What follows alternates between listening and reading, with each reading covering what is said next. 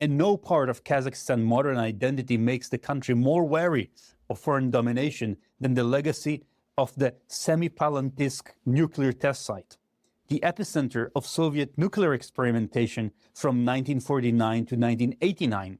The USSR detonated 456 nuclear devices there, many above ground, exposing an estimated of 1.5 to 2 million people to radiation. Entire communities suffered elevated rates of cancer, birth defects, immune disorders, and multi-generational health impacts that continue today. The tests were conducted with little regard for local life or long-term consequences. Villagers were not evacuated, and in some cases, Soviet scientists even monitored civilians' radiation exposure as data points. For Kazakhstan, Semipalatinsk is not abstract history. It's a national trauma that shaped the instinct to avoid dependence on any external power capable of treating Kazakhs as expendable. This history makes the parallel with China's nuclear testing in nearby Xinjiang especially sensitive.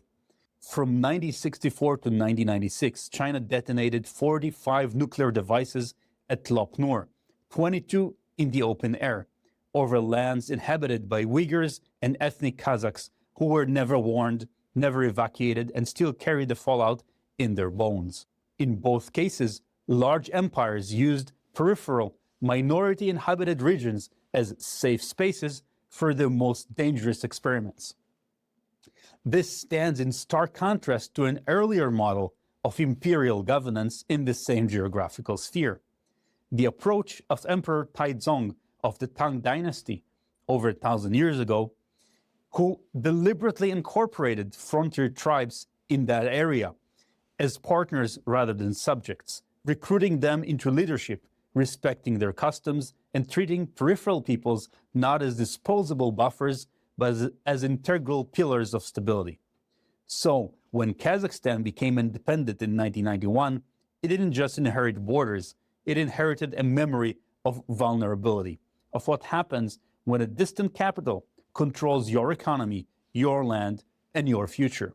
Thus, since the 1990s, the country has rebuilt itself with a core idea: never again be dependent on any single great power, especially one that shares a border with you.